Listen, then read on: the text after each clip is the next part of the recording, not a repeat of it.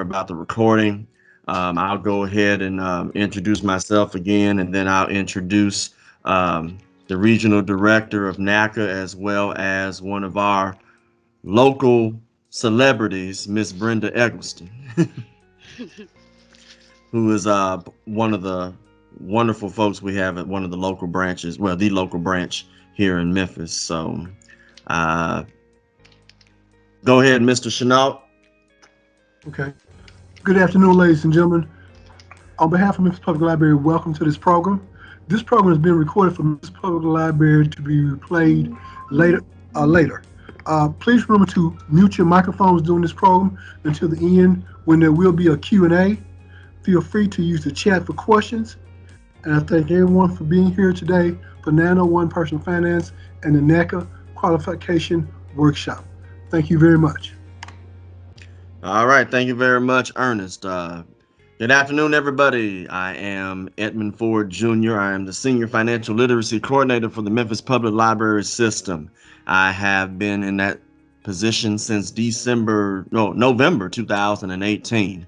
And many of the things that I've been able to bring to the library, as well as many of our 650,000 people that live in the city of Memphis, I created something called the 90-day curriculum to financial literacy. As you know, this month, April, is Financial Literacy Month. So what we decided to do, the team, is to create something called 901 Personal Finance. 901 Personal Finance consisted of several sessions, one that you are going to see today, where this week we ended up talking about personal credit. We talked about credit restoration, credit repair, and we dug deep into the weeds concerning that topic. Yesterday, we talked about investing in the stock market. We introduced 3 apps, Acorn, Stash, and Robinhood. We talked about the pros and the limitations on all 3 apps. And I showed examples from my personal portfolio on how to invest. I've been investing for the last 4 years. I wish I was 18 years old knowing this information, because I might have been in a situation just like everybody else to where the money could work for me and me not necessarily work for the money. So with that being said, today's topic is going to be purchasing your first home through the NACA program. I will reintroduce the sessions for next week, but I'll go ahead and talk about them real quick before we introduce our guest. Next week, next Tuesday, we will have Miss Laquita Jones, and Miss Laquita Jones will be, second. All right. Make sure that you have your microphone muted at this particular time. I'm doing what I can to make sure that everybody is muted. I'll make sure that I unmute people if I need to, especially our guest. But to go back to next Tuesday, Miss Laquita Jones will be our guest, where she will be talking about becoming an extreme couponer. As you noticed, the last month or so, prices are going up, whether it's gasoline, whether it's groceries. I tell people those nice gas station prices that used to look like $1.70 and $1.80 are now looking like honor roll GPAs.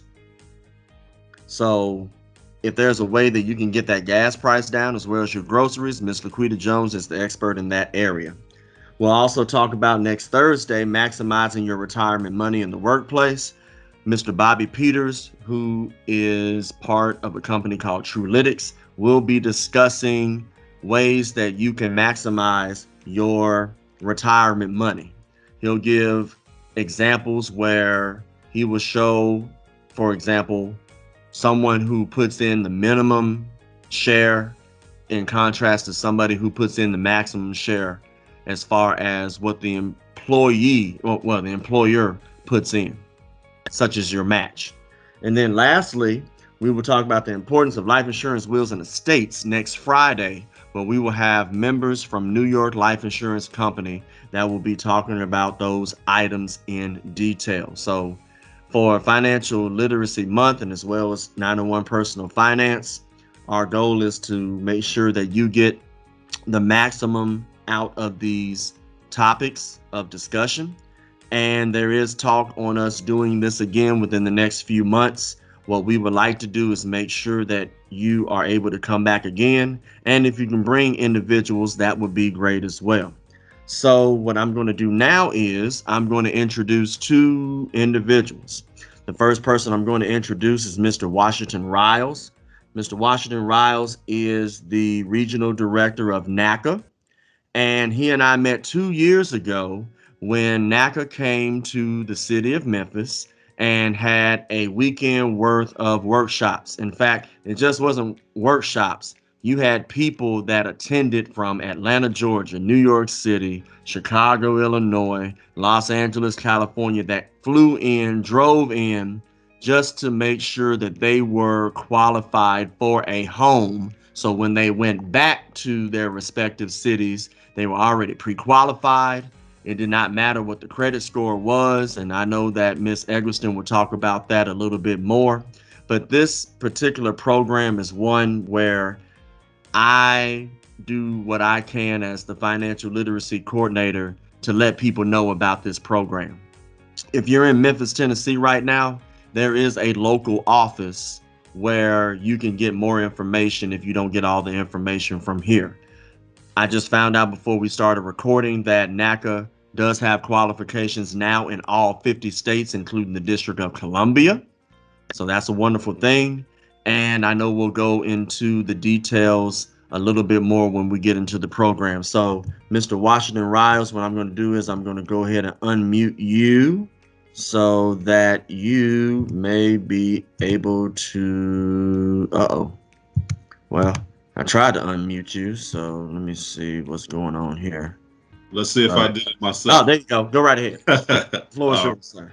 All right, thank you, Dr. Ford, and we are welcome. We thank you for inviting us to your seminar here and being able to present the workshops to your colleagues. My name again is Washington Riles.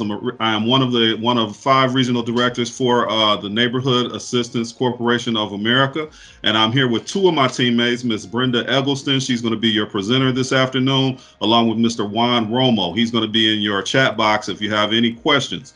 We have an abundance of information to present to you today, and it's going to cover the bulk of getting basically the first step in the process to becoming a homeowner through the NACA program.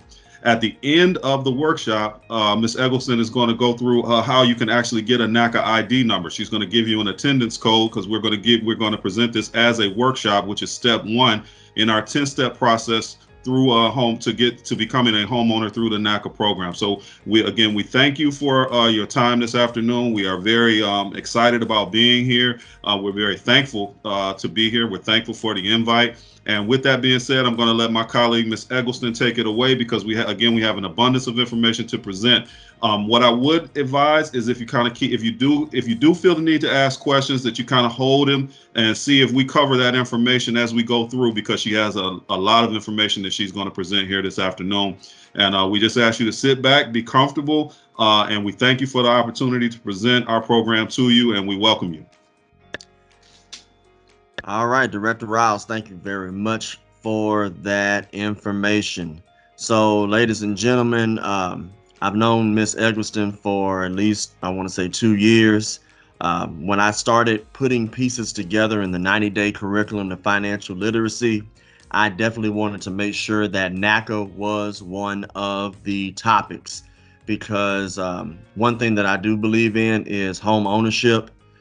For those that attended yesterday, there was a scenario that I discussed where we were talking about how your landlord or landlady could be charging you up to $1,500 a month for rent. And if that landlord or landlady decided to put that money into the stock market with an average interest rate of 9% compounded, and let's just say hypothetically you decided to be a renter for 20 years, you just made the landlord or landlady a millionaire. And I showed the mathematics on that. And I mentioned yesterday, how come you couldn't be the landlord or the landlady? Anything is possible. I hope that you enjoy the program that we have today. I just want to make sure that you have an abundance of knowledge as you look at what could be another tool in your toolbox. So even if you are a homeowner right now, at least you can pass this information along. If you're a renter right now and you're paying $1,000 or $1,100 a month for that 3-bedroom, 2-bath, or that 2-bedroom, 2-bath, I know Miss Eggleston will probably say, why don't you get a house and then pay less, significantly less a month for that house? So Miss Eggleston, I could talk about you all day, but I'm going to let you go ahead and get in, and the floor is yours. Go ahead and unmute your mic for me, if you don't mind, Brenda, so that we can go ahead and get you started. Let me make sure that I think you can unmute yourself.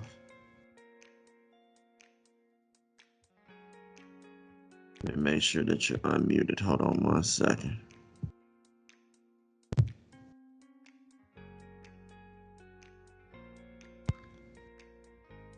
Brenda, go ahead and unmute yourself. Do you see the little microphone?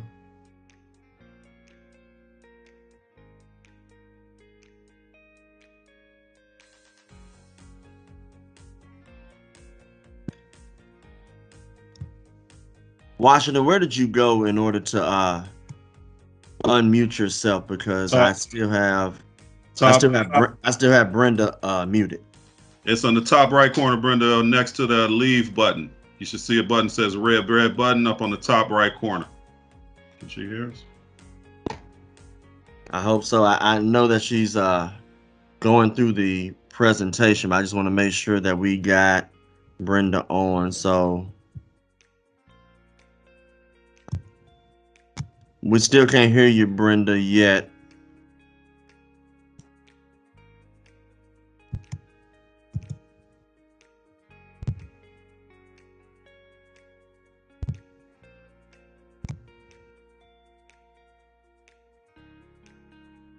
Okay. Bear with us 1 second, good folks. Thank you for your indulgence.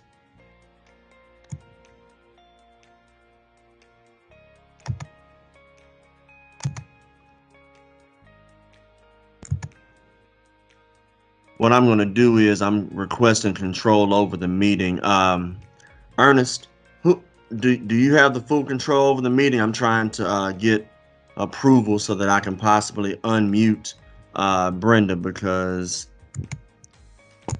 let me see if I can do it, because I can, on my screen, It does say request control. Let me see what it's okay. Let me see. If you can unmute Brenda, that would also be great too, so that we can go ahead and get her started. Okay, I think I do, but I'm not sure. So let me see what I can do for her. All right, we can unmute Brenda. That would be great.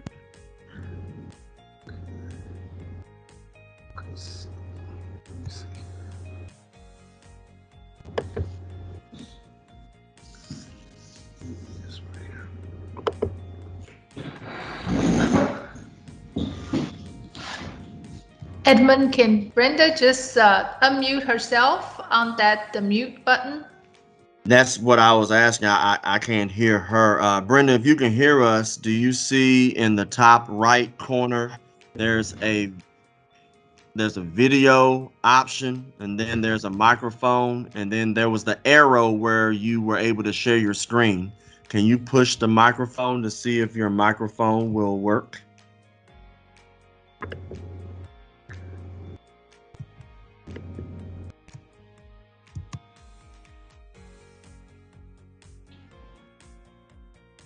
It won't let me unmute her. Another option may be ask Brenda to get out of the meeting and then trying to get back in one more time. Let's try that. I hope Brenda could hear us on that. I can remove her from the meeting, and then she can come back in. Let me do that, okay? All right. Thank you for your patience, everybody.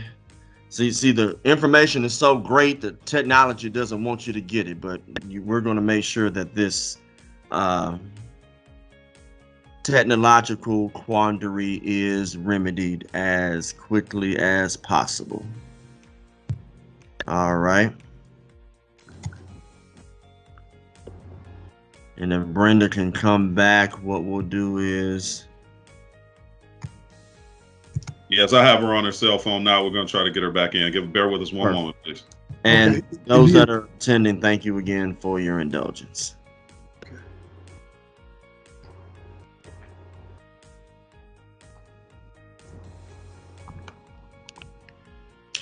While we're waiting, just to give you a heads up as far as the NACA program is concerned, the NACA program, when you look at what it will entail, this program has been around for a very, very long time. And there is a gentleman named Bruce Marks who had an inspiration in helping those who were subjected to predatory lending. And that's the reason why NACA exists today. All right, Brenda, it still has you muted. Can you get back in and share your screen?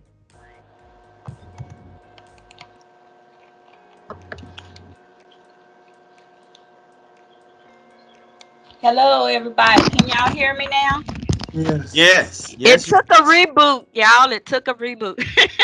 I appreciate everybody. I really Okay. do. Now, Go I ahead and gotta share your start screen my power. again for us, and then the floor is going to be yours. Yes, sir. I got to get it back up. No problem. So your computer rebooted. Was it one of those? It didn't tell you, and then it... Yeah, the whole screen was black. Little circle. Oh, okay. Yeah. So let me get back in here real quick. I think that's happened to all of us at least one time. We're working on something, and then the whole deal reboots. Yeah, it's okay though. Things happen. Thank you guys for being so patient with us.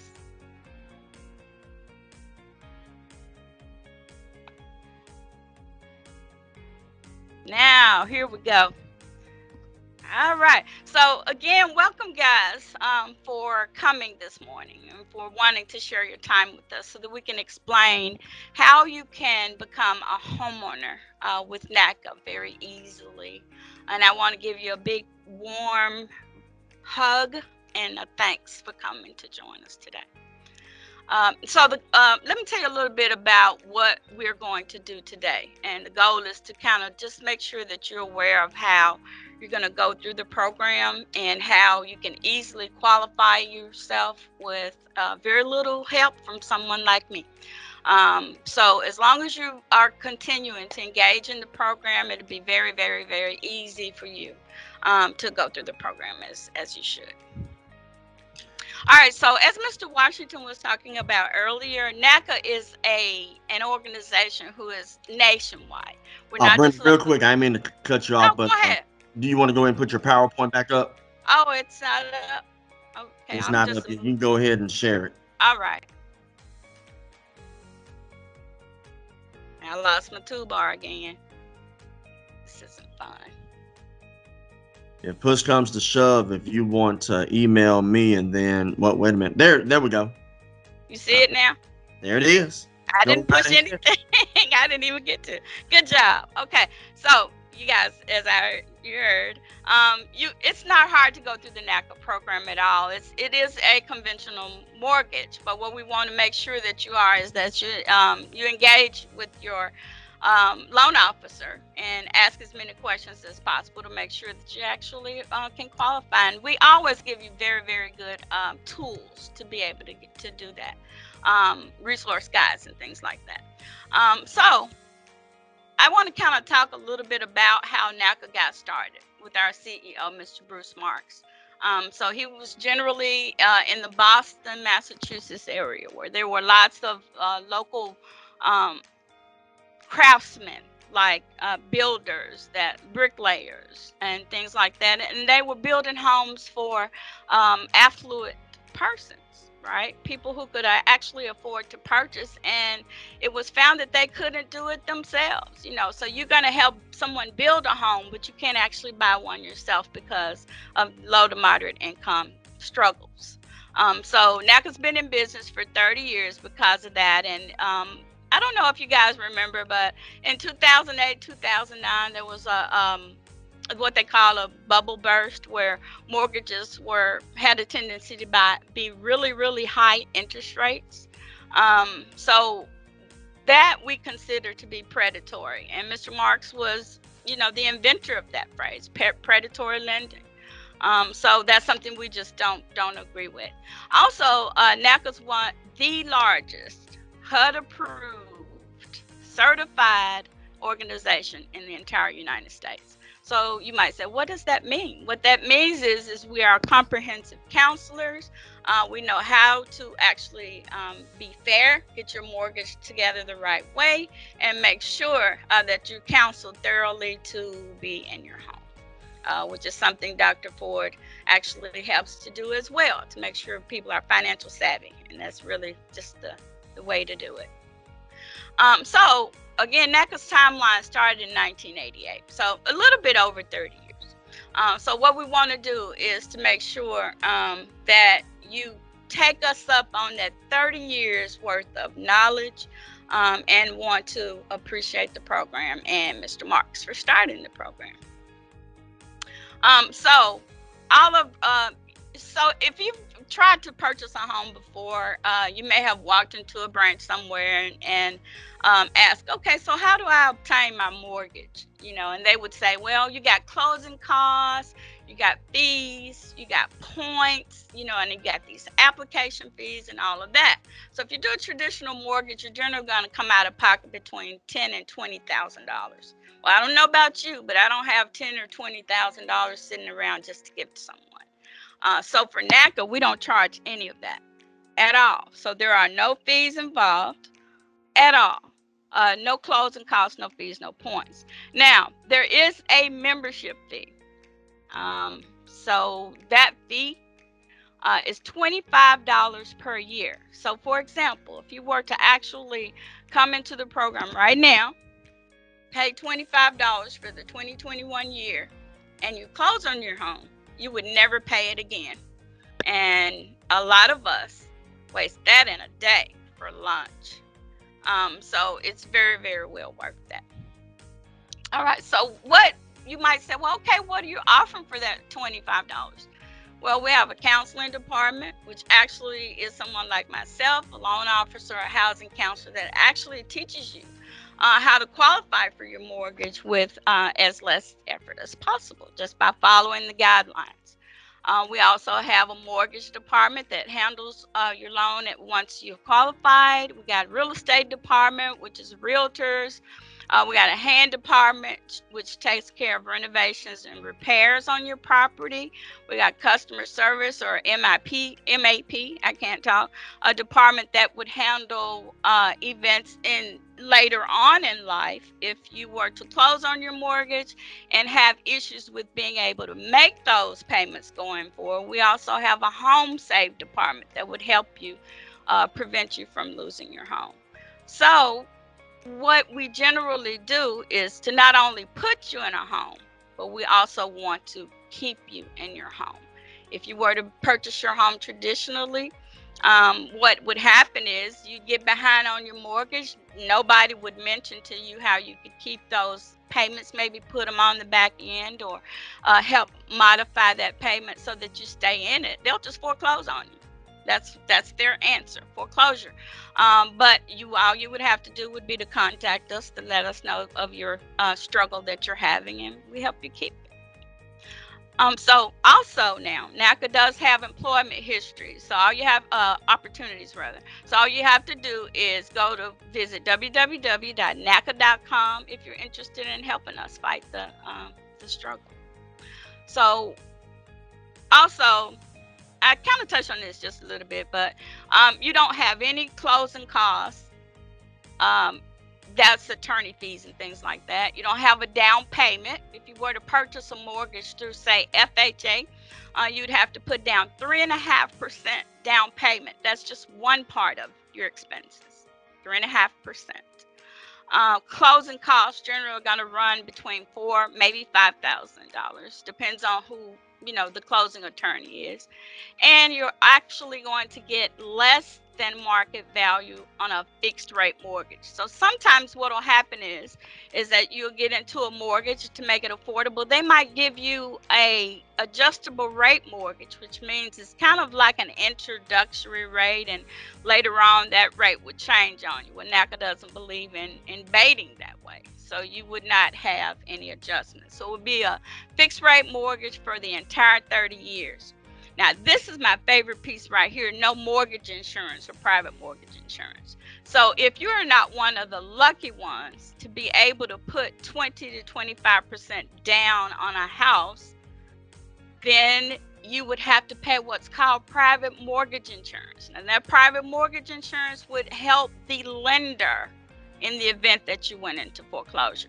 So you're paying an estimated $200 a month to help the lender if you foreclose. Wow. So over 7 or 8 years, that just alone by itself is about $17,000 to $18,000. Now, this is another one of my favorites as well. So if you were to purchase a loan traditionally, going through a conventional type mortgage, the first thing they're going to look at, and I think everybody in our audience knows, if I were to ask, you would answer correctly. Well, they look at your credit score. You can ask me, do I care about what your credit score is? I really don't. As long as you're showing that you've been pretty savvy over the most recent 24 months and taking care of your expenses and things, then you pretty much would be able to do that. So we don't care about your credit score. If you do a traditional mortgage, you're also going to have settlement agent fees, which is closing costs, and title fees. And you have to pay to have someone come out to look at the property to see what the value is. That's called an appraisal. So origination fees generally come in the very beginning when they say, oh, you got these application fees, and to give you this loan based on your credit score, you're going to pay between 1% and 3% of your balance. So that's how that fees of 10 to 20,000 comes about. It's cha-ching, cha-ching, cha-ching. They just keep adding fees. Title costs, closing fees, and those, we just don't believe in them, so you wouldn't have them with NACA.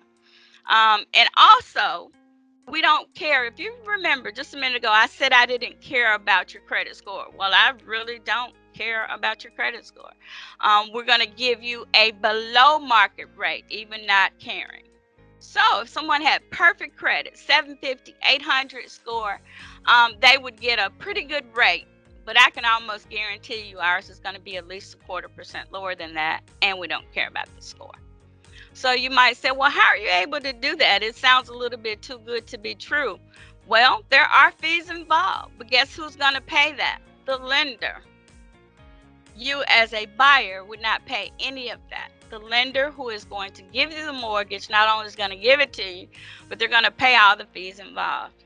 And that lender is Bank of America, the second largest lender in the United States. So it's very good backing. And also, no other mortgage product is going to reduce that rate permanently so that it doesn't change on you. It's the only one I know about. If somebody out there knows about one, just let me know. But I don't think I'll ever hear from you on that. I don't think that's true. So we actually have another piece to our mortgage that I really, really love. It's called interest rate buy down. So we're actually going through some changes right now in the interest rate buy down portion, but it's generally what it was 1% of your loan balance would reduce it by 0.25% if you were doing a 30-year mortgage. If you did a 15-year, that same 1% would lower it by 0.5%. But again, we're making some changes to that to even better that. So if you were just traditionally going to the bank to ask for a loan, it would be based on your credit score only. They charge you the interest rate they want to charge you, and there would be nothing you could do to fix or change that. And again, NACA is the only one I know that does that. So the benefit of it is you're going to have a lower starting interest rate, meaning the rate's lower than you could get anywhere else, and the buy down points would better that on top of it. So you might say, well, okay, if you're going to give me this loan, then you're going to give me a list of houses I got to look at, right? No, you're going to get the same ability to go out there and find the house that you want. There's no certain zip code you have to live in. There's no certain list of houses you would have to choose in. You can do new construction just like you could with any other lender. So you can do a single family residence, which is your basic regular home out there. You can do new construction where you can build your own home. And you can also add more to your mortgage than you would be able to get traditionally out there to fix it up. So for example, what if you purchased a home at $100,000? You'd be able to get an extra 10%, which is $10,000, to fix that home up to make it yours. No other lender I know about does that either. So I kind of go a little bit fast. I'm sorry, I'm a little bit ahead of the screen. So a single family home you would be able to do. What a multi-family home is say you wanted a duplex, triplex, or quadplex. So that means it would be 1 unit, 2 units, 3 units, or 4 units. You would be required to live in one of those units. So you could get up to 4 units, live in one, and rent out 3, which is kind of what Dr. Ford was talking about. How about you let somebody else be a renter in the property and you be the one to make money off of that? And you could also buy a condo as well. And a mixed use property, all that is it's not, basically here in Memphis, I don't know of any areas where you would have, you know, a level building where there would be a business on the bottom and maybe the residence of that person on top. But in some of the other areas, metropolitan areas like Chicago and New York, places like that, you would have them. But those properties would qualify as well. They're called mixed use. So the NACA mortgage is a conventional loan. So it's a regular bank loan. It's not designed any different than any traditional loan at all. And you would compare those to FHA, VA, or USDA. So FHA is a federal housing authority loan or a government loan. VA is a veterans loan, and USDA is just a rural, maybe farm loan. So you would compare ours to theirs. Except guess what? You don't pay any fees for ours. I'm a little, prejudiced that way, but you won't. So now that you know about the NACA mortgage, well, we're actually not going to do any questions right now. We're not going to break for that. We're going to do that later on. So in the event you guys have questions, please type your question in the chat box area, and Mr. Romo will be happy to answer those. And we'll also have a session afterwards for questions. I don't think we have any testimonies today. So there are different types of agents that you could actually work with. An outside agent, by agent we mean the real estate agent, would be one that actually has not done a NACA deal before, but is willing to actually take that journey with you and help you in your purchase. So we do have classes for that every Tuesday between 12 and 2 o'clock Eastern Standard Time, to kind of help a realtor learn the NACA way. So if they want to register for that, then they're welcome. An in-house agent is an agent that physically actually works for NACA, but they are a NACA realtor that actually knows every in and out of the NACA contracts and the way to put them together. And a referral agent is kind of sort of like an outside agent. However, they have done NACA deals before, so they understand the ropes on that piece as well. And you just have to make sure that you're contractually bound with that realtor and to sign a buyer's and broker's representation. It's kind of like a contract for you to employ that realtor. So you get the realtor, to me, is a good piece of the puzzle. In order to be able to kind of help you navigate the market right now. So they got to have a really good character where that's concerned, in my opinion. They have to be able to work with you full time and not just in certain times of the day. They got to be educated in the NACA program to make sure they know how to write your contract up in such a way it's going to be accepted and won't fall through. They have to be able to negotiate your contract as well to make sure that they, kind of know what they're doing and you don't pay too much for that property.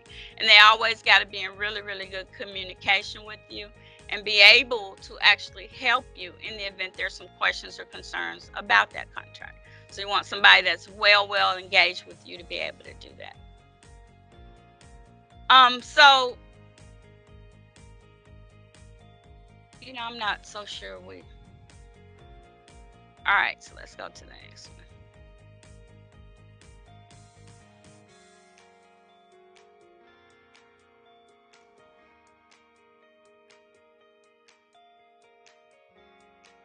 All right, so you might ask,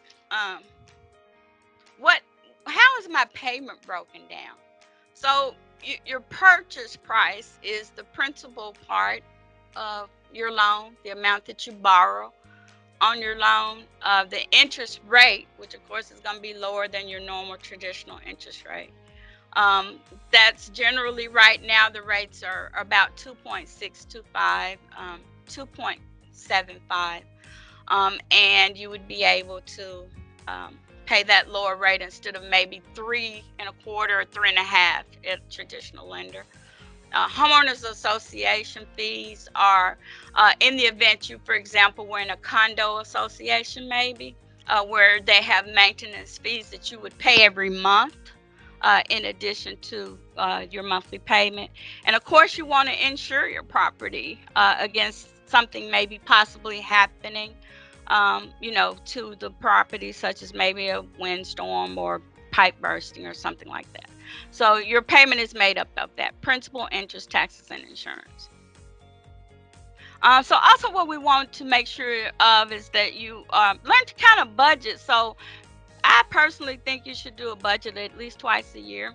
And it's very, very, very important on your being able to save money, because if you're not watching your money and budgeting what your income is, comparing it to the things that are expenses and things you have to pay out, then you're not paying attention. You may be spending and swiping your card and not paying attention and not be able to save. So make sure that if you're going to learn to save money, if you're not already, that you're a good steward over your money to manage it. So the budget also that we have you fill out in the workshop book kind of shows you, how to be, what's a good word for it, accountable for your spending habits, because we don't always pay attention. It's going to also be a good reality check for you, because basically if you're like me and you work a lot, you might be out there every day after work and going out to eat, when sometimes you might cook a little more, right? Instead of spending $400, $500, $600 a month just on food. So you got to be accountable to pay attention to your budget. Oops. So most people actually spend 20% of their gross income, and they couldn't even tell you what they spent 20% of that money on. It just kind of went out the window, and they just didn't pay attention. So we'll teach you, how to navigate that and be a little stingy, if it were, to make things work, so that you're not overspending. And it's a good idea to look through your bank statements and any credit cards that you have to make sure that you're taking care of that piece and being honest about it. We'll also teach you some financial management to reduce any unnecessary spendings that you have. And that's kind of sort of that eating out every day and just being wasteful in your spending habits and not paying attention at all. So what I think is best, if you're interested in purchasing, and that's with anyone, is that you don't use credit cards as a crutch. Try to make sure that you're able to save money without robbing Peter to pay Paul, and that you're really, really thorough in making sure that you can take care of a home once you decide that that's something that you're wanting to do. And NACA does help in that. All right, so you might say, well, okay, well then how are you guys going to determine or qualify me based on how much I can afford to do for a house? So what we compare it to is the baseline of rent.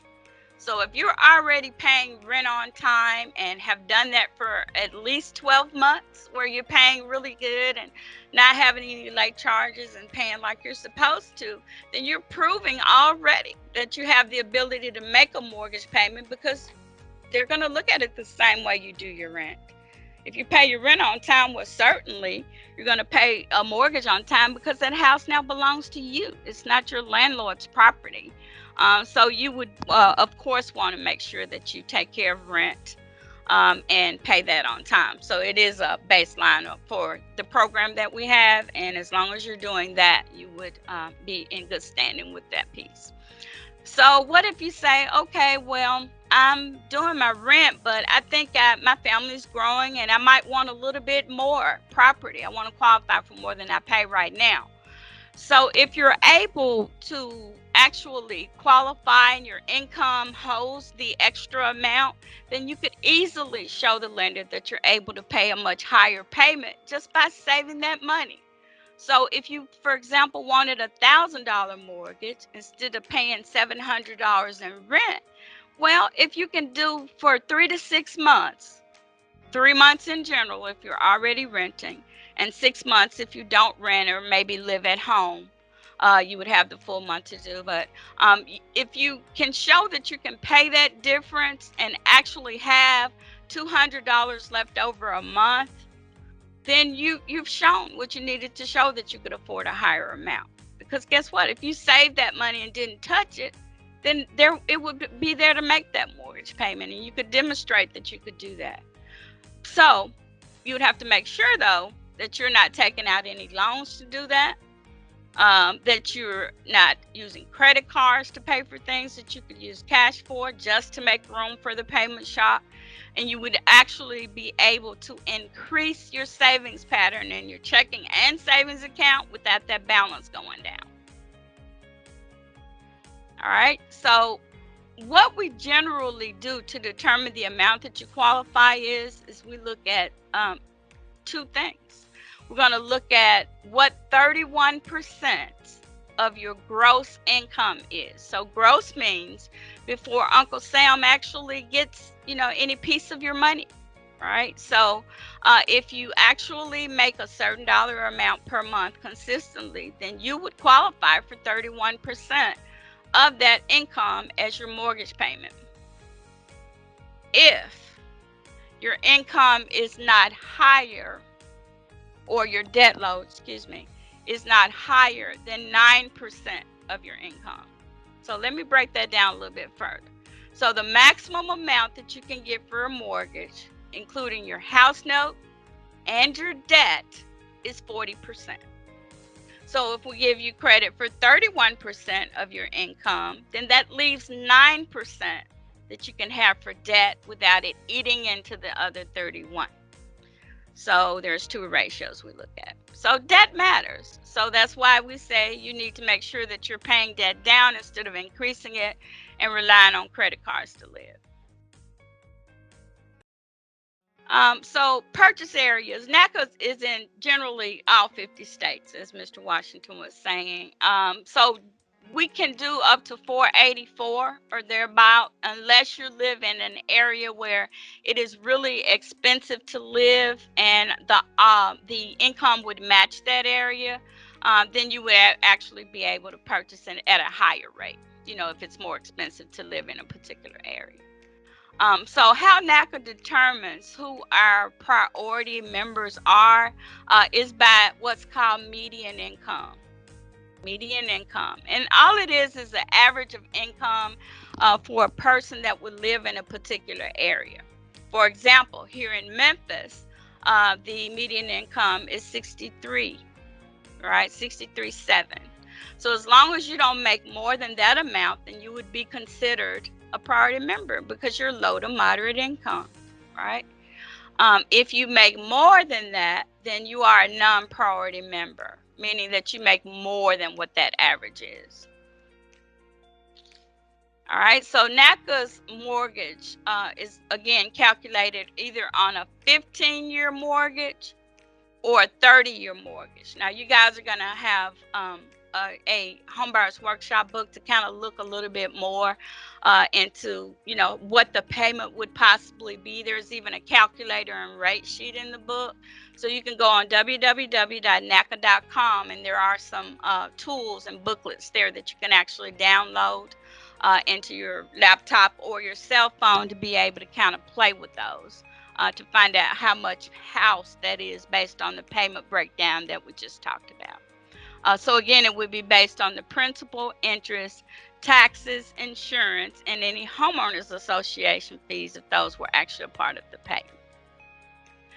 Now, another thing I want you guys, and I probably should have said it just a minute ago, was to keep in mind that sometimes you're going to have repairs on your property.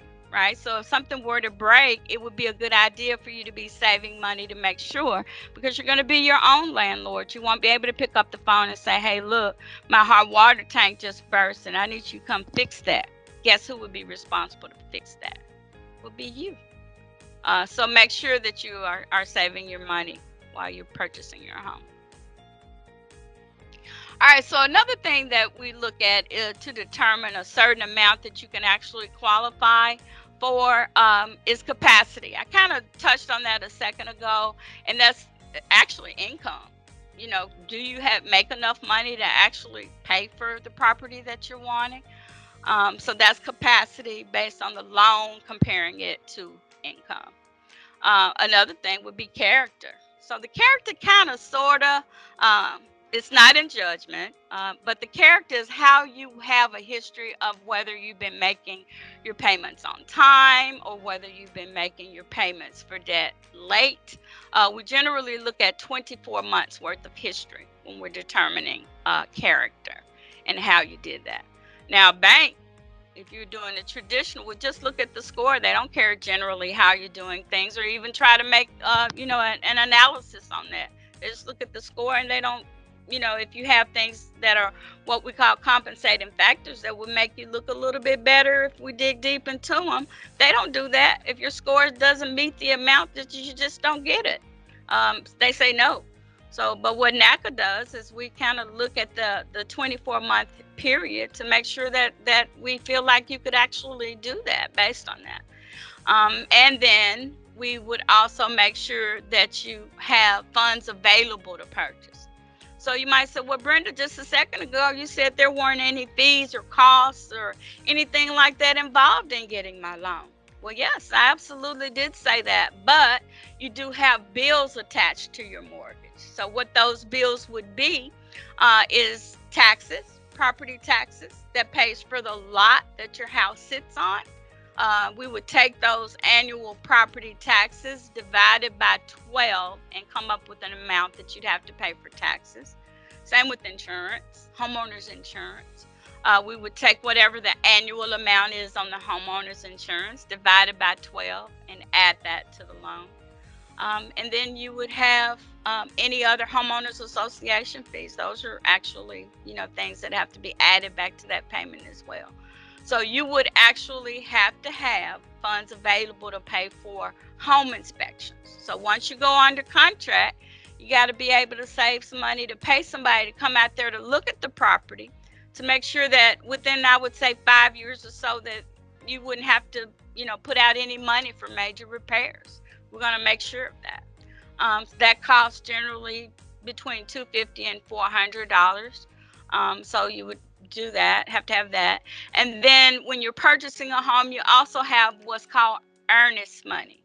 So earnest money is you're showing that person that you're trying to purchase your home from that you actually are serious about buying their home. So you put up a little bit of money, usually it's between $500 and $1,000, just to show them that you're truly interested.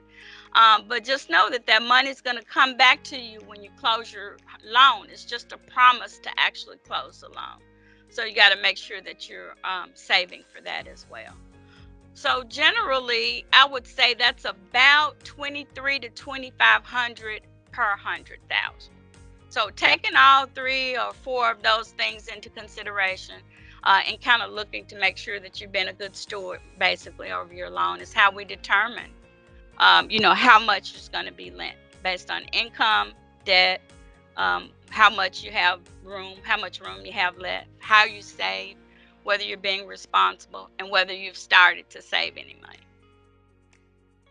So I must say that if there is anyone out there that is looking to purchase a home through NACA that doesn't have intent to live in the property, I would say you cannot go through NACA, and you can be excused from listening to me any further, because we do not help investors.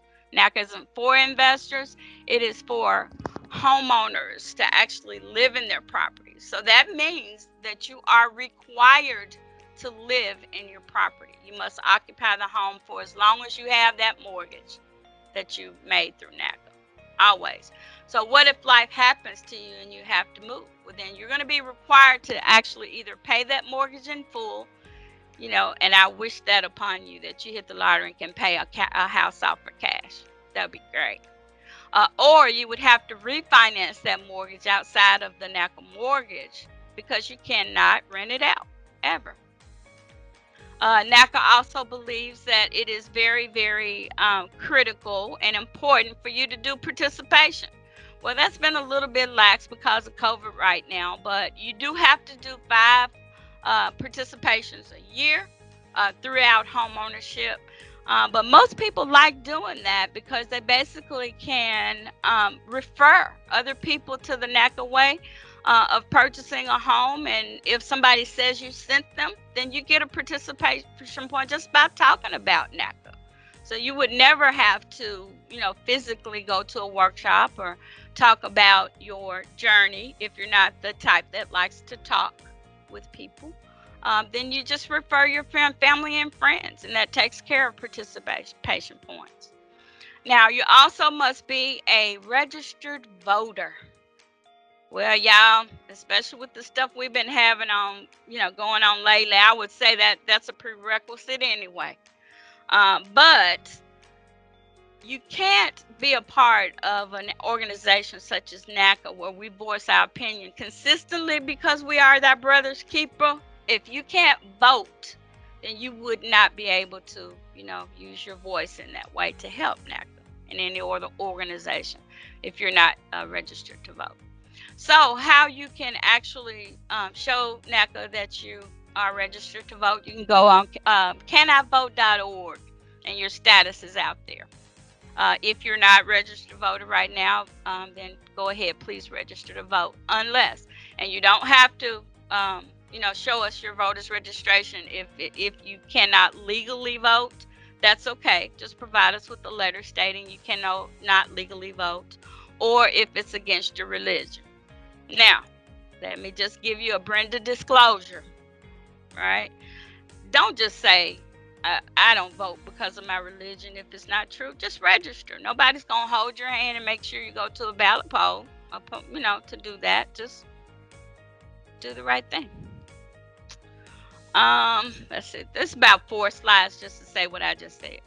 All right, so you got to make sure, again, in order to payment history qualify, that you pay the most recent 24 months on time. So all of your credit cards and student loans, oh, that's a curse word right there, student loans. You got to document if you're in deferment on the student loan, if you're not making those payments. We just got to kind of get an estimate. But as long as you're making your personal loan payments, your student loan payments, all of your credit card payments, furniture bills, all that, for the most recent 12 to 24 months, then you're going to pass the payment history qualification. All we're just wanting to make sure is that you can pay things on time. And if there are things that were not under your control, such as a medical bill or something like that, then you wouldn't be responsible to do that because you can't control that. Nobody can control that if they get sick, especially during these times. If you could be perfectly healthy and still need a medical assistance or a bill comes about because of that.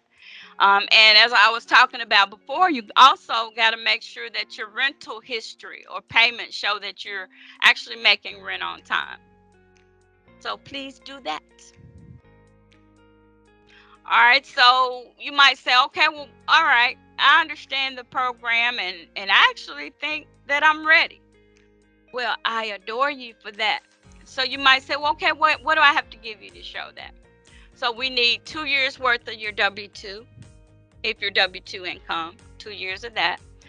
You got to give us the history for that, meaning all the jobs that you've worked, if there's more than one or two, in the most recent 24 months, because you would have gotten W-2 statements from the employers, and we got to match that up for with the tax return. So don't forget any of them. So it's a full, solid 2-year employment history. If you have other income that you receive consistently, such as child support or maybe alimony or something like that, then you can document that as well, as long as you've been consistent in that. Where, for example, with child support. So what if you are awarded child support, but it's not a payment that comes every single month? Then it wouldn't be a good idea to use that if it's not consistent. But if it is, you would be able to document that and just get us a payment history and a court order, and you can use it.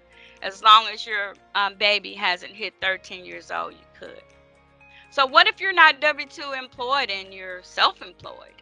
Well, if you're a 1099 and work for one company, we just need the last 2 years 1099. If you're self-employed, where you actually are cash for services, then you would need to give us your most recent 2 years worth of, not 2 years, 12 months worth of bank statements to show the income that you've had, and 2 years of tax returns that support that. And then you'd also need to make sure that you have 3 months of reserves. So you might say, well, what's the reserves? Well, what if you're a person that does lawn work? Well, you're not going to be able to do your traditional lawn work in the winter time when it's snowing and icing outside. You're not able to do that. So it would be consistent and a good idea if you were to save 3 months worth of your payment during the winter. Because guess what? You might not be able to come up with the money to do that. So you got to show that you're stable.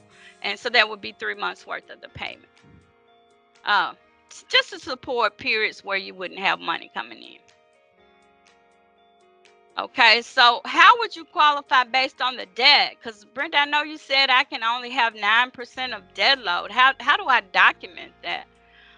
So we pull a credit report, of course, and you also got to make sure that anything that shows up on that credit report, that you're able to make sure that you pay on time and can tell us how much those bills are. For example, like the student loan might be in deferment right now, but you can go on studentloan.gov and get the calculated payment, so we know what that is, so that we can include that in your affordability analysis.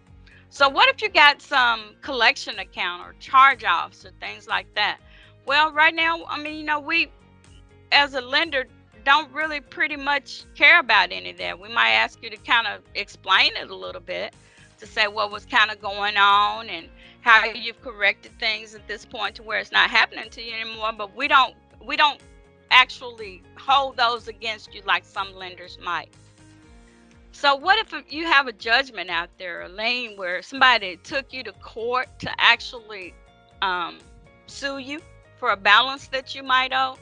Well, by law, liens and judgments have to actually be satisfied. So that's one of those things we couldn't actually go against a judge that says you owe that money, because you would have to pay off your liens and judgments.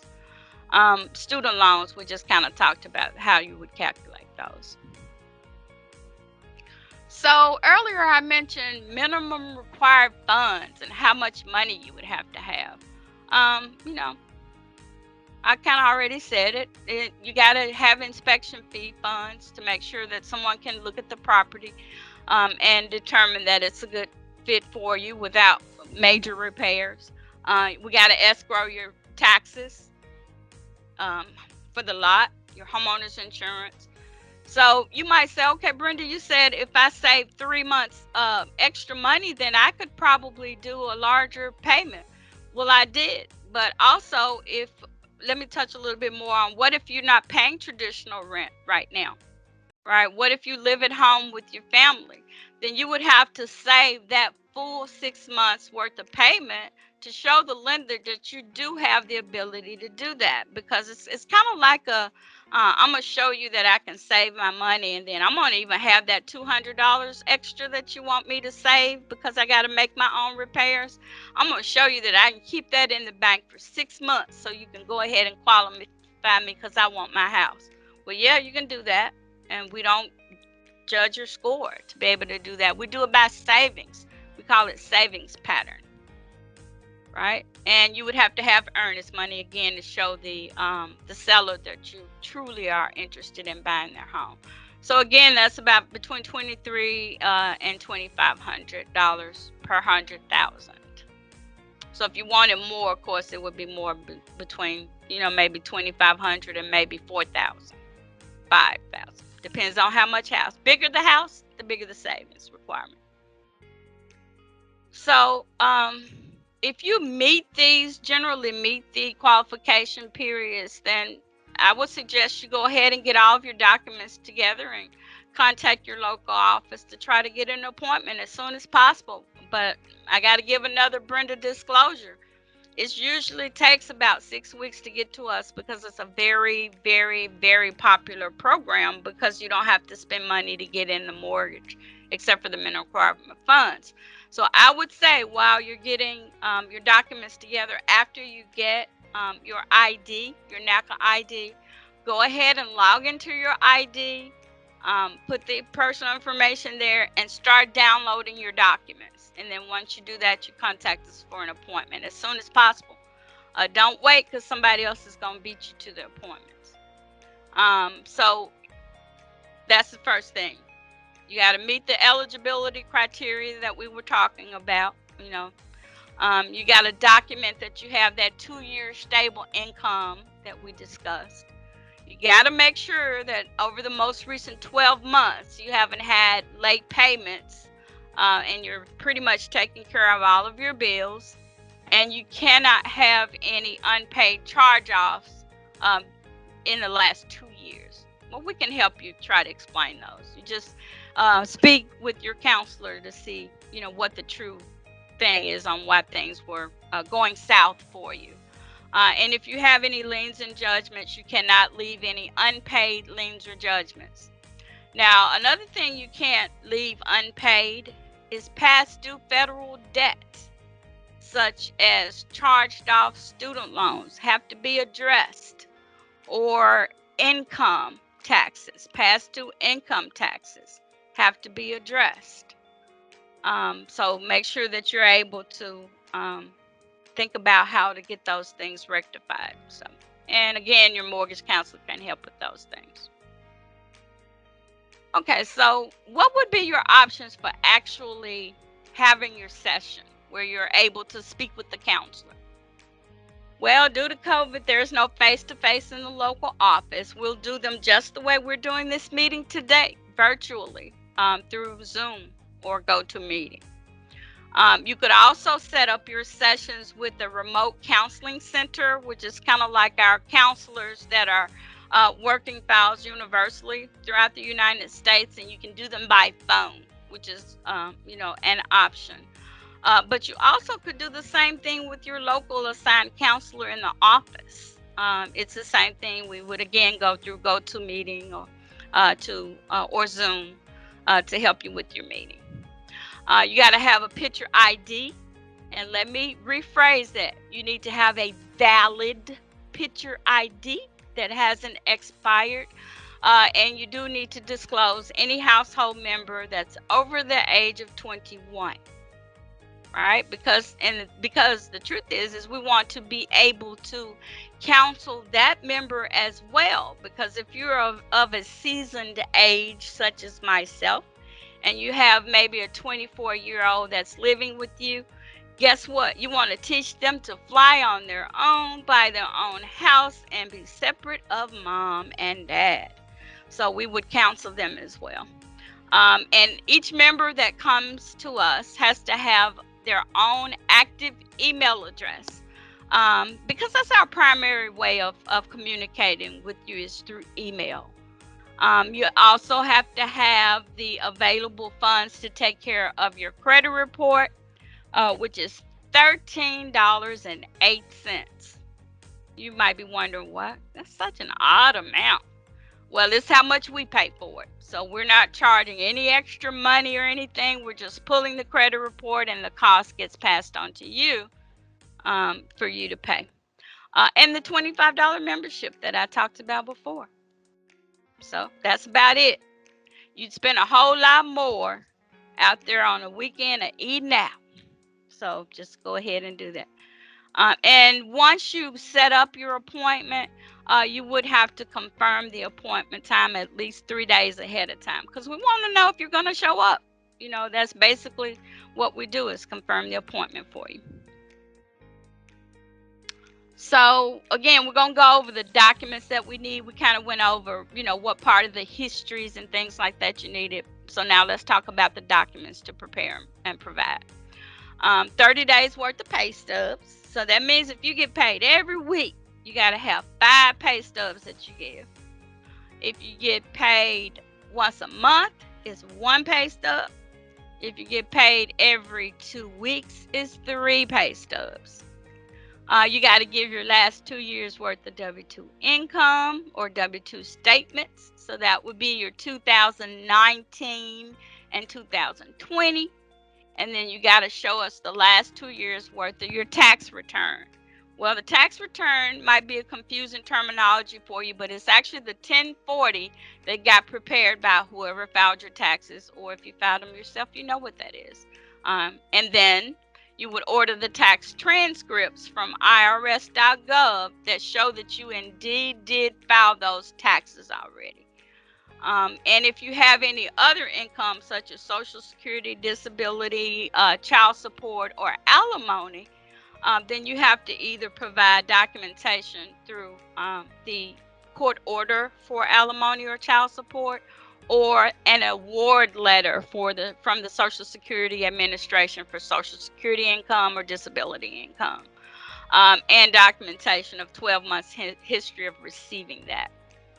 Okay, so in child support, I originally said that your baby couldn't be more than 12 or can't have had their 13th birthday. Well, that's because you got to have at least 5 years worth of those awards to add them back to your income, because what we don't want to do is to put you into a mortgage when a benefit is about to expire or you're no longer getting it, and then you have to struggle to make that payment. We want to make sure you're in a comfortable payment. If you're self-employed, you would need 12 months worth of bank statements to actually show how much cash for service monies is coming in if you're self-employed, or you need the last 2 years 1099s if you only work for one 1099 employer, and the last 2 years worth of tax returns and tax transcripts. Self-employed people have tax returns and transcripts as well.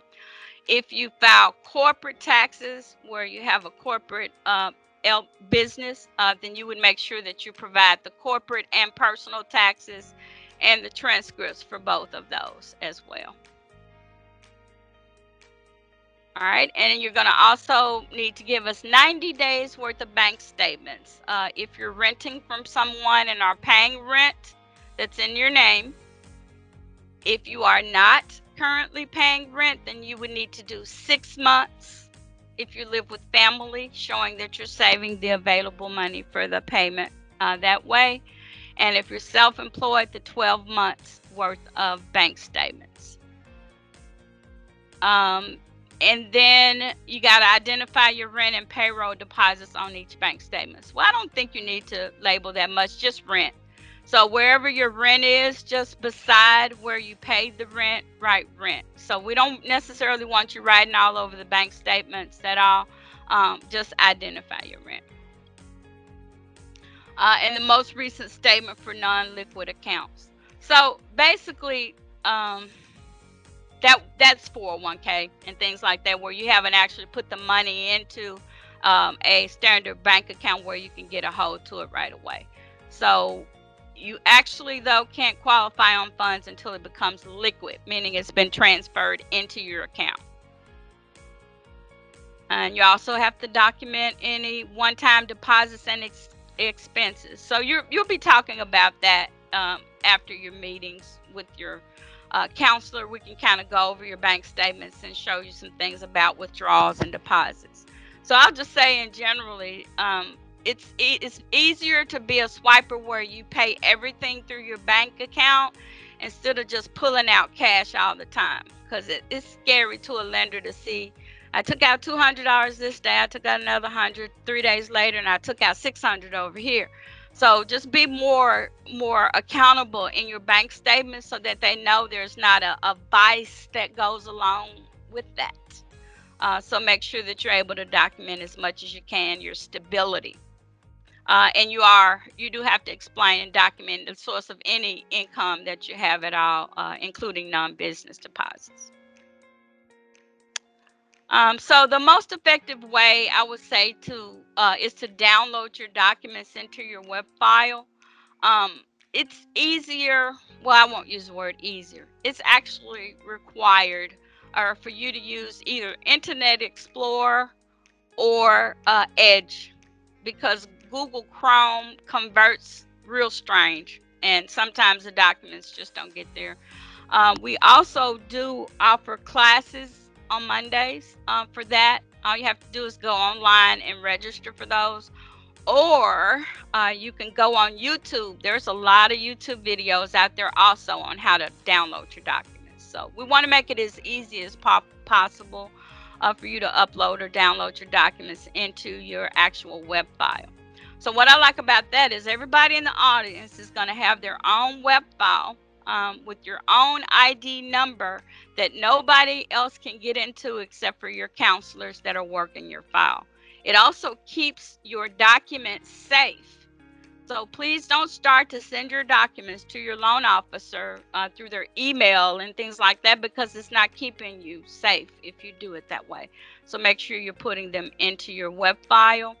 And you also have to make sure that you're using a PDF document. So I would say it is not best to take pictures of all of your documents with the cell phone, because I got to be honest, they don't come to us very clear. So the best thing is, if you're able to, is to right click and download something from the internet into a PDF document and then share it into a cloud if you're using Apple or whatever, just to convert it instead of using the picture format, because sometimes you have to do that one page at a time also. So even if they're legible, it's going to create kind of a mess in your file. So if you could do the PDF documents, it's much better. So you got to actually put in your personal information. I kind of went through that before. So you put in your personal information, then you download all of your documents, and then you contact us for an appointment. And then you'll be assigned a counselor to talk to you about qualifying. So what if you're married? What if there's more than one person? So I would say, at least for the first meeting, we need to make sure that we see both of you, because we can't hide a whole spouse, y'all. So if you got a husband and wife, then we need to see both people. Well, even if there's just, a fiance, two people, we still need to see both people, because we can't go in and pull credit report on somebody that's not in front of us. So make sure both people appear in the first session, and then if you decide one wants to buy out because the other one is more apt with paper, putting documents in, then it's okay later to do it, but not in the first session. So even if you're not able to complete every single item, just give us a good head start at least, please, so we can at least make an evaluation of what, what your affordability can be. So you start on your file and then get an appointment for your intake session. Now, also in your workbook, there's some information or contact information forms in there that we need for you to fill out. And you might say, well, what's that? Well, we need your HR department information, like fax number, email addresses, and things like that. And same with your landlord. So fill the forms out, scan them into your web file, and then your counselor will be able to fix any missing data, and also, that you may be skipped or didn't type in right. So we would be able to have all the right information. And you're also going to make sure that you hang on to all of your documents. Now, one thing I can share also, we have kiosks here in the office, in the Memphis office. So if you're scared about your documents and don't have the capability because you don't have a laptop to put things into your web file, we have a system here that you can use to actually download your documents. But we do not do the here's my life right here. Give me 2 inches worth of documents and say, here, put those in for me. No. We need you engaged in putting your documents in your files, because there might be a time where you're under contract and we say, hey, look, we need you to put this and this in here because the lender needs it now. If you don't know how to navigate your web file, you would have to take off work to do that. And that is not for a happy camper to do. So just learn your file. It's what we require. So COVID, we used to have open houses in the NACA office so that you could visit, but due to what's going on right now, we're just not kind of doing that right now. So that first section is not true right now. But the local office is open between 8:30 and 6 o'clock locally, and we're at 2400 Poplar, Suite 500 in Memphis. If you know where Poplar and Hollywood is, that's where we're located. Then after you qualify and go through all of your sessions with your counselor, hopefully you can do it in one. Be a good steward over your paperwork. You can do it in one visit. Then you'll be able to get qualified and attend a purchase workshop meeting. Now, we handle those every Thursday evening between 6 o'clock and about 7:30-ish in each local office. Our member services phone number, oops, I touched that, wrong one, went the wrong way. Okay, so I'm putting up our member services or customer service area. That number is 425-602-6222. That's a customer service area. So the first step, you guys are finishing right now. Step number 1 is your workshop. There's 10 steps to qualifying and being homeowner. The second step, of course, is your intake session. That's where you're talking to your counselor about, your credit information, how much debt you have, if you're saving, that type of thing, and to get your next steps on how to qualify immediately. The step 3 is NACA qualification. So after you finish your intake session, then you're qualified at that point. Yay, you're that step closer to being a homeowner. Then the next step is the purchase workshop meeting, which I just talked about, is every Thursday between 6 o'clock and 7:30-ish. So then that night you'll be given your qualification, and that gives you the ability to actually go out shopping. That's the exciting part. So step 5, after you've shopped and decided on a particular home that you're wanting, you're going to have your realtor send over a request for what's called a property specific letter to make sure that you qualify. So that letter be sent to your loan officer to check, or counselor to check, to make sure, that you can actually qualify for that property. Then after they get the request back, then you're under contract for that property if it's accepted by yourself from your seller. And then generally you're going to order what's called a home inspection to make sure that the condition of the property is just like I said before, where you don't want anything happening within your first 5 years of home ownership to make that not the best decision. So you want to check that first. Then after your home inspections, and you get homeowners insurance and all that on the property, and keep your file up. Now, I can't say how important that is. Well, I actually can say it's really important to keep your file up, because what if you find the perfect home out there, but your file is 2 or 3 months behind because you weren't a good steward over your file. And guess what? It's going to take a while for your loan officer to bring that up to speed, and you're going to be so stressed out because you didn't put the information in there and couldn't get it all in a day. So please keep your web file up to date, because you never know when you're going to come in contact with that dream home that you've always wanted. You need to be ready.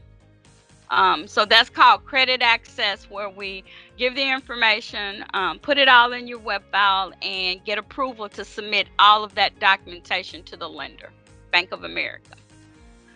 So once Bank of America gets all of your documentation, you're actually in what's called mortgage processing stage. And at that point, the bank is kind of looking at all the documents we've put together to make sure that you qualified for it, and to make sure that any questions that they might have would actually be answered. And then once they give what's called a final clear to close, that means they've gotten all the questions answered, and it's ready to actually be collaborated or closed on, to make sure the math is right to get you closed. And then that's pretty much it. You close in your local NACA office, and if there's anything that you need after that point, once a NACA member, always a NACA member, then you're able to go through the post-purchase program, which is one of those is the home save that I was talking about earlier, where we help you keep your home in the event something happens. You don't just foreclose, you contact NACA. Okay, so you're going to actually receive an ID number to access your web file.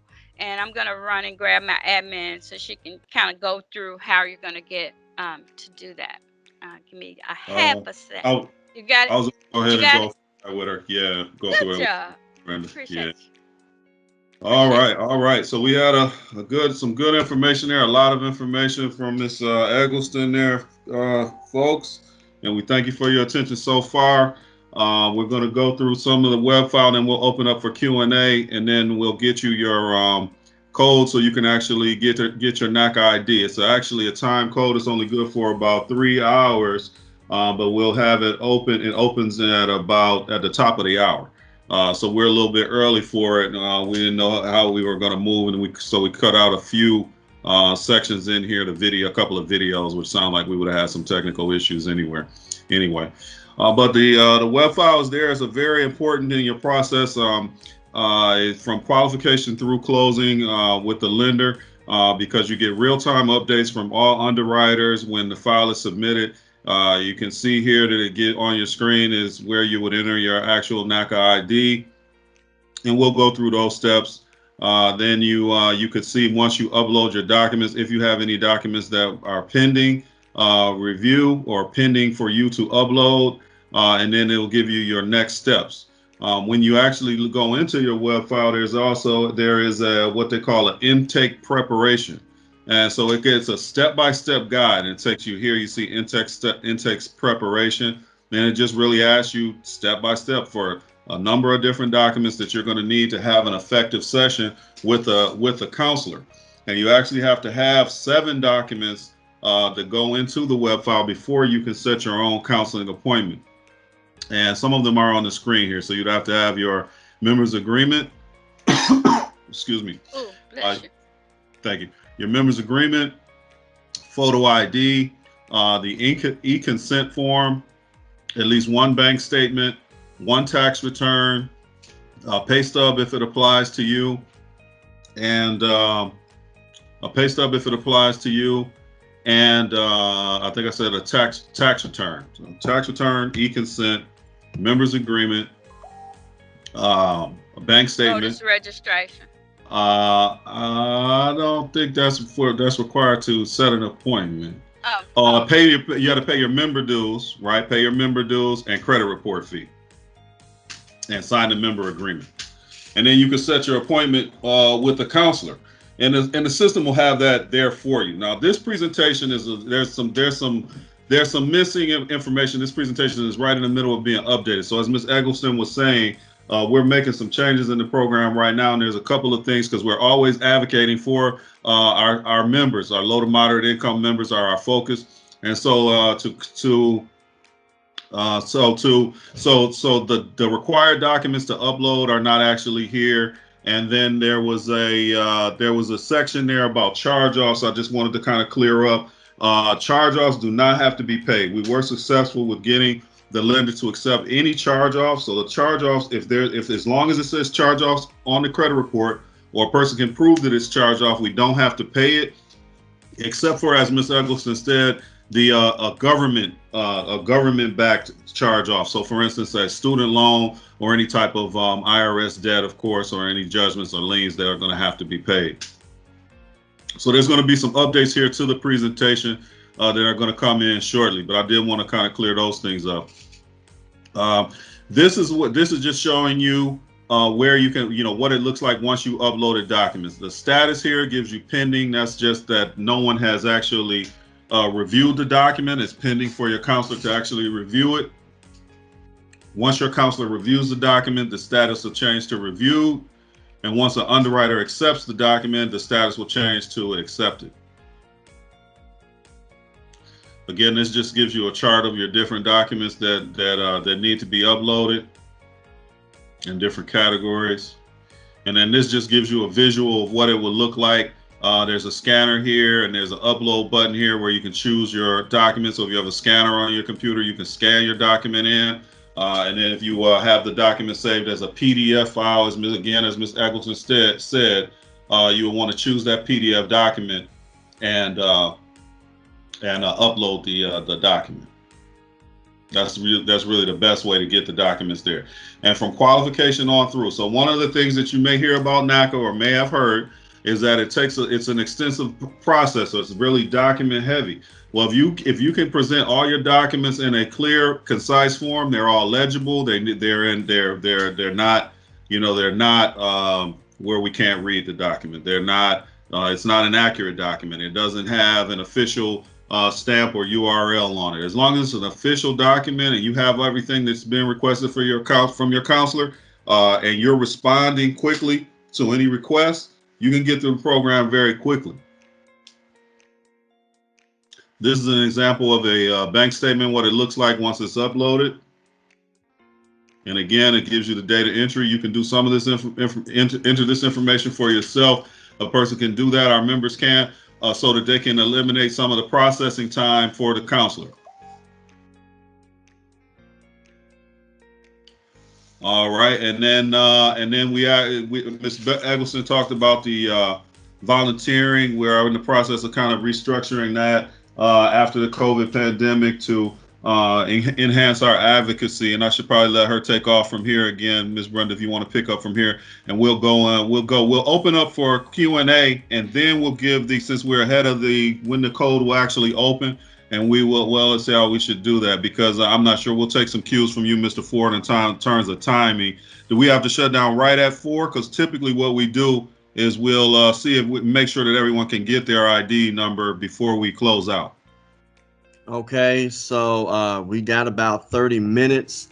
I do have a Zoom call with somebody who I don't want to mention the name on the but it's a very heavy person that is a very famous person that wants to do some financial literacy possibly in the city, and he has his event online at approximately 3. So okay, maybe I can get off about 3:05. So that'll give you a hard 30 minutes. So what we can do is just give you the contact info.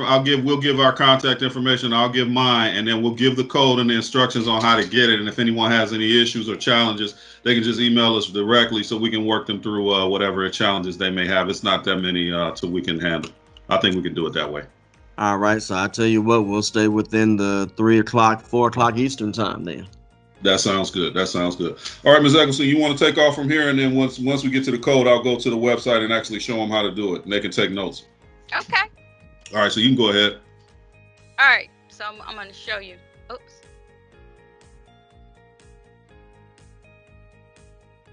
He showed you what that looked like. Okay, so we can talk about volunteering with NACA. So you are required to volunteer 5 times a year with NACA. I kind of touched on it earlier, where the easiest way to actually do that is to be talking about NACA and making referrals. So if you tell your family and friends about NACA and the process of going through it, and how there are no closing costs, fees, points, or anything like that, then that person, all they have to do is say that you sent them to us. We ask, like in the intake, we say, okay, how'd you hear about NACA? And if you say, yeah, I told someone, and they give the name, then you get credit for that. So all you have to do is do that 5 times a year. Because NACA's success is a result of people doing that, being thy brother's keeper and sharing their information, because we're a nonprofit organization. We don't pay for advertising or anything like that. And we basically come through word of mouth with family and friends. So make sure that you're out there talking about it so that people know and can have the same opportunity that you have. So that's the best way right now due to COVID. So that would work. Or you could register at least 10 people to vote. That's very important in our neighborhood, to make sure that the right people are representing us. And some people just haven't gotten out to do that. So if there are people that you can actually help to register and can document that you help them, and sometimes we have voting drives and things like that, then you do get participation for doing that as well. So what if after the COVID thing is over, you have a particular church home or an organization on your job, and you feel like they would be, it would be beneficial for us to kind of talk to them? You can set up a meeting, just for us to talk to, your managers and HR to make sure that it's okay for us to actually visit. Then you get credit for that. There's also an action committee called a NAC.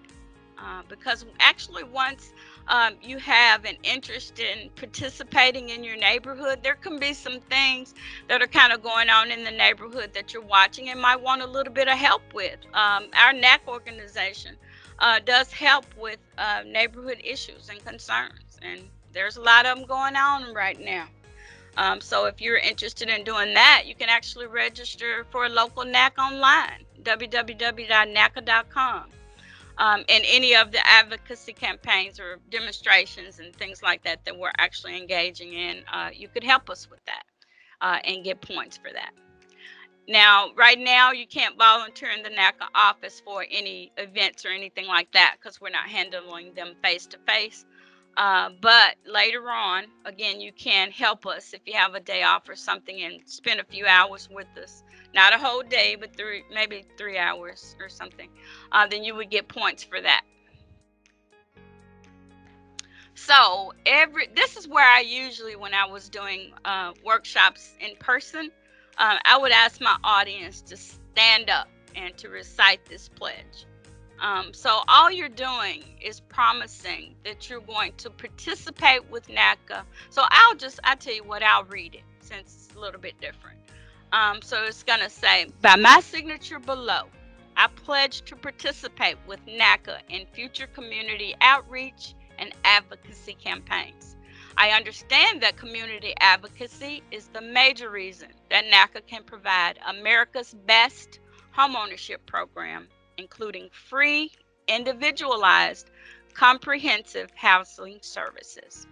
I embrace NACA's mission to revitalize communities, advocate against financial exploitation, promote economic justice, and eliminate predatory and discriminatory lending practices. I therefore pledge to stand with NACA in pursuit of this mission. I will participate in at least 5 actions and activities a year, such as neighborhood outreach, distributing information about NACA, informing people about NACA's Purchase and Home Save programs, participating in rallies, demonstrations, and providing public education, or in whatever way I feel comfortable in support of NACA's mission. Participation does begin from the time I begin the NACA process and for as long as I have the same home that NACA has helped me purchase and save. So it's just a promise to participate and engage with NACA, because we're always going to be out there to make sure your membership is important, and that you can voice your opinion for whatever's happening. You can actually register at advocacy@naca.com if you're committed to helping with any of those local issues. So again, that's advocacy@naca.com. And you can actually, so you might say, okay, well, advocacy, that's a pretty general term. So what do you guys help with? What do you consider advocacy? Well, right now, Mr. Marcus working on student loans. That's a knife in most people's backs right now. So he's trying to help in lowering costs for that, making education affordable, and there are some issues with voters' rights and, how they, try to fix elections by discouraging certain people from voting. So those are things that we are actually fighting against, and where some housing authorities are actually kind of making affordable or non-affordable ways of housing. In other words, charging too much rent. Sometimes that happens in certain neighborhoods. And we also have, help with the transportation. There are certain lines in the bus system and, track system. We'll have track system downtown, or trains, and the school system, which isn't the last of the list, but really one of the most important things. We need to advocate and protect our children. And that's something that NACA holds dear as well. So, of course, you can learn about all those things by registering to kind of see how you would fit in to help us. Excuse me. So before your first appointment, you have to do your initial assessment. So what I would like everyone to do once you get your NACA ID is to kind of log into your web file. There's nothing you can do to hurt it, right? So kind of play with it. Fill in your information, try to navigate it, and again, make sure that you're using Edge or Internet Explorer. Chrome, our system doesn't like, but just kind of play around with the system so that you can learn how to navigate it, because you want to make sure all of your documents are in your file when you have time for your intake session. It's important that you know how to navigate that file. So we are very social media accessible. So we're on Facebook, we're on Pinterest, we're on Skype, we're on YouTube. Now, I did mention also earlier that there's a lot of YouTube videos out there on how to download your documents. Kind of look at those, because they have really, really, really good pointers. And there's one that our management did that actually shows the screen and where you would click on each piece to download your documents so that your file is pretty full when you're looks in it, because you want to be able to have a good file so that you qualify sooner than later. Oh, and we're in LinkedIn. I missed LinkedIn. All right, so I don't know if did you guys want to open up the floor for questions? Did you, Dr. Ford? Is he still on? Yeah, I'm still here. Let's do this first before we go to any other questions. Because well, first of all, great presentation, Miss Brenda Eggleston. I told y'all she was going to have so much energy, and she would, I've seen her do her presentation at least 5 times, and I've never been disappointed. Aww. And Director Riles, thank you for being on as well, for adding the little pieces that Brenda may not have gone over, or she seconded it to you in order to go over those particular items. So what I want to do is this, because some of the people actually called in, so they weren't able to see the chat. So I just want to go over some of the Q&A that was in the chat first before we go to any additional questions. Great. And Mr. Romo, thank you for answering these questions as they came through the chat. So let's see. One person asked, will I be able to get this information later on today? I'm at work and I cannot watch. The answer is you do have to attend another workshop. Brenda or Washington, do you want to talk about when the workshops are again? Actually, I don't have the list pulled up. They're they're twice a month, every other Saturday is when we have. Go ahead, Washington. When you gonna answer? Yeah, so they're every other Saturday, and they're nationwide. We're doing the regional workshops, and I have the website up right now. And what we could do, I can just show you where you go to register for a workshop. So we just updated the workshop last night, that this is a new rollout. And when you come down here to the middle, you go here to workshops and event. If you're not yet a NACA member, you click sign up. We got to get you to share your screen. Oh, it's not sharing. I saw it stop, and I was curious as you have to reshare it again. So let me make sure I do that. So it says stop sharing, and I'll share again. Because we still have the PowerPoint. There you go. Go ahead. Watch. Okay. All right. So let me go back out. All right. So you come here to NACA.com. Scroll down to the middle of the page and it says workshops and events. Click sign up. Enter your information here, and based on your zip code, so nationwide based on your zip code, is going to give you the workshops that are available for you to sign up and attend the workshop. It's pretty straightforward. You enter all this information here and click continue, and it'll give you the list of the workshops and when they're available. But typically they're every other weekend. Starting this coming Saturday, we have them, and then they're every other weekend after that. Okay. All right. Thank you. All right. As I scroll through the questions, the next question was, does it matter if you have a little savings, or will they look at your assets that you may have? The answer is yes, it will help, because you will need to have minimum required funds. Remember, Brenda did talk about earnest money, because buyers want to see if you're actually serious about purchasing a home. So you definitely want to have your earnest money. And I believe that you also, it would be very, very wise to have at least 1 year's worth of insurance and taxes as well, so that it would make the process go a little bit quicker. Am I missing anything, Washington or Brenda, on that? Not at all.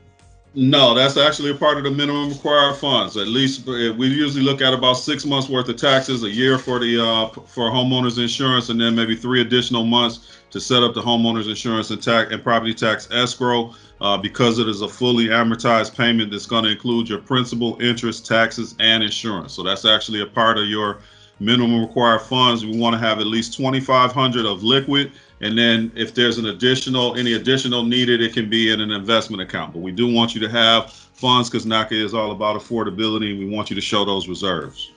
Right. And let me add this as well.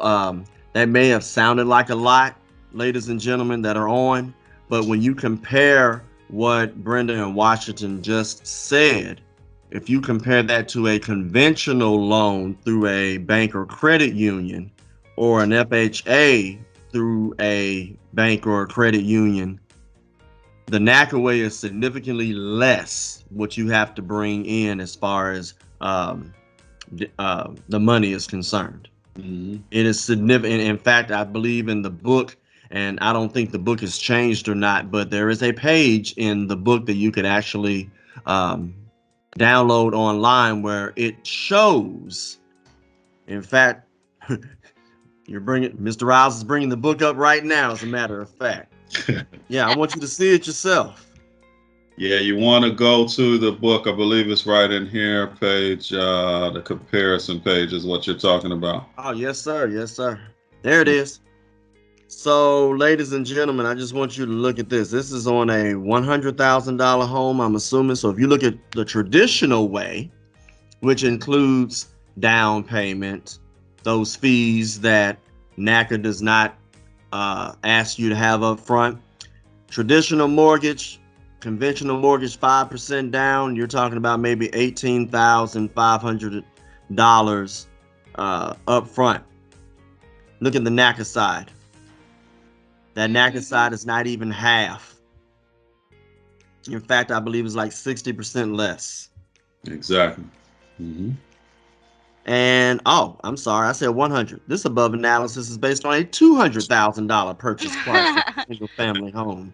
1 month reserves based on the principal and interest at 4%, plus your taxes and insurance. So there it is. All right. I need to Yes. go back and look at the book because I don't want anybody from NACA giving me a test on this. I'll probably still make a good B. Oh, But I I think don't you do believe in well. B's. I believe in A's. How do I go about getting a membership? I'm interested in buying a home. And the answer was, after this workshop, you will have a NACA ID number. Once you have this number, you can log in and pay the membership. There was a secondary question: where do I go to find out the median income for priority or non-priority for DC? You will actually go to a geo map. So the website is geomap.ffIEC.gov. And if we can show that real quick, I'll go back. GeoMap. Well, there's another way to get to it. Yeah, there you go. Yep, you're right though. geomap.ffiec.gov. You're right on point. Right. And what would they do specifically? They would Just put an address in. All right. Put an address in, and so what is our? I think I'll put the Detroit office in. Detroit 12. Okay. Woodward, and it is 48203, I believe. And it's a nationwide map. You use 2020. Click search. You just put the street address and the zip code. Click census demographic data, and it'll give you the MSA.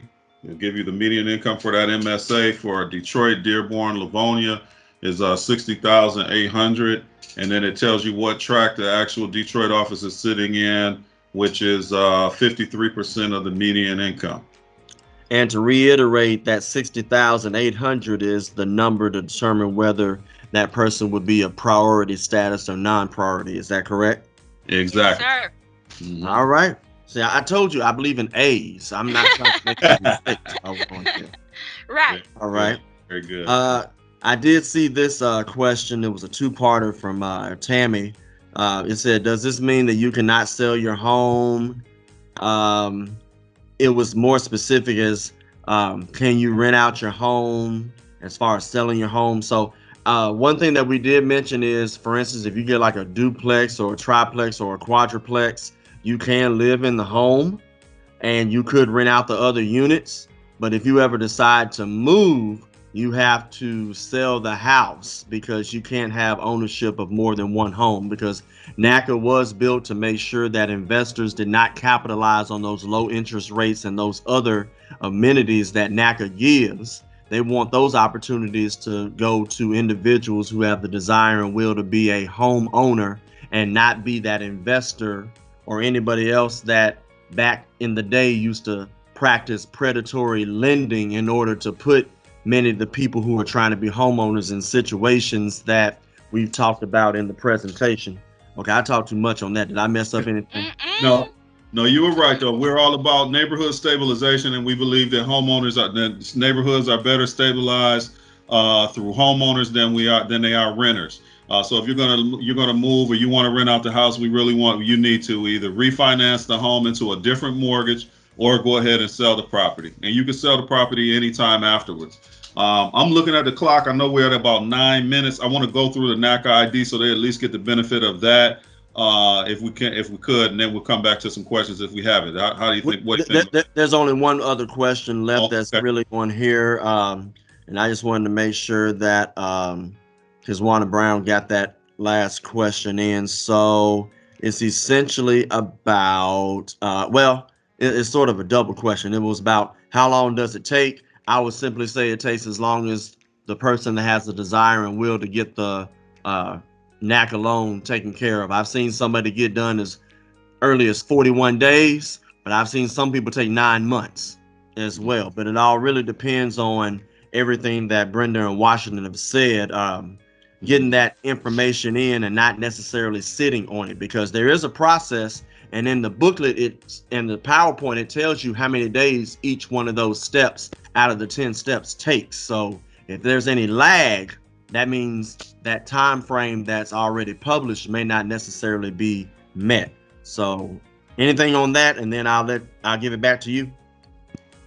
Yeah, I agree. You know, and again, like we have the Achieve the Dream events where we've gotten people qualified in a weekend. So it's all about your participation and your engagement in the process, how determined you are to become a homeowner, and how accurately and efficiently you bring your documents in that the counselor is requesting. If you're abiding by what if you're listening to your counselor, you can get through quickly depending on your circumstances. So some people are ready now. Some people may be ready in 2 years. NACA is here to fight with you to become a homeowner as long as it takes. All right, and I'll let you go ahead and talk about the member ID and all of that, because that was the very bottom question. I'll let you get the last 5 minutes, and then we will do our final thoughts. All right, let's go through it, guys. So we thank you again. Now, these are going to be your steps. So go ahead and take some notes, because we're not going to be on the line once you go through these steps. So you're going to come here to NACA.com. Click on login. Now, it looks like they changed it. We click it. We're going to say hover over login and click on web file login. It's going to take you to this page, and you're going to click HBW attendee, which is Home Buyers Workshop attendee. Now, I don't want to go too fast. So I'm going to repeat myself again. You're going to go to NACA.com, hover over login, go to web file login. It's going to take you to this page. You're going to click on HBW attendee. You're going to come here. You're going to enter the code 32127. 32127. Now, it's not going to open up for another 6 minutes. So you're going to enter 32127. I'm going to leave it up on the screen. To get through this part quickly, I usually say go ahead and say no to co-member and say no to working with a realtor, because you can update that information later. Enter your full name, your full first name, last name, your full social, your street name, street number, and then your password. We get a lot of people say, hey, it didn't take my password. You got to follow these instructions here, because the site is very secure and sensitive. We want to make sure no one can get in and get the information. So there's these requirements that you have to set up the password. So make sure it's at least 8 characters. It has a special character. It has a number. It has a letter. Continue on with the zip code, your cell phone number, your phone carrier, right? Because we're going to send you alerts about your status, and you're going to get real-time updates with your conditions from underwriting. I told you before, so that information is crucial. Enter your email and then confirm your password. You click submit, and your NACA ID is going to pop up on the screen. Most frequent, if there's a delay, it may be because you used a Yahoo address, or maybe there's a common name in the system that's similar to yours, and the system's trying to sort it out. But we're going to give you our contact information in case you have any challenges, so that we can assist you. So my email address, and please just put, we'll use Mr. Ford. Please put Mr. Ford's Mr. Ford's workshop in the as a subject line, so we get to you quickly.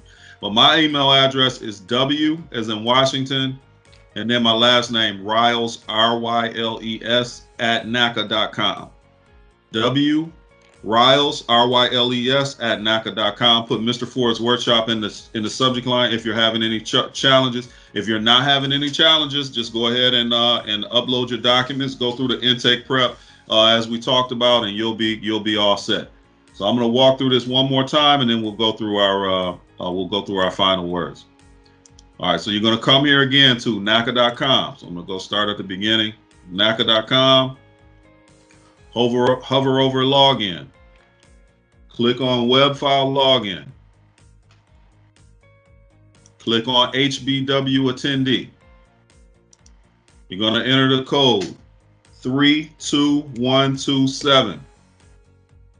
I recommend saying no to co-buyer, no to realtor, so you can get through it quickly. Enter your full first name, last name, your full social security number, street number, street name, and enter create a password for your file the way the system is asking you right here to make sure everything is secure. It's not going to accept it any other way. Put your zip code, your mobile number, your mobile carrier, and then your email address, and then confirm your password. Click submit. I'll leave the code up there, Mr. Ford.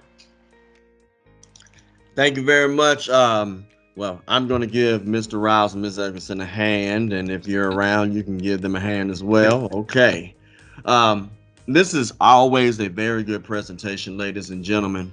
It's usually a 3-hour presentation. I do appreciate Mr. Riles and Ms. Eggleston to condensing it to 2 hours. We did have a few technical challenges as far as technology, but we got through. So what I'll do is I will talk about next week real quick. So I'm going to share my screen so that you can see what we have later.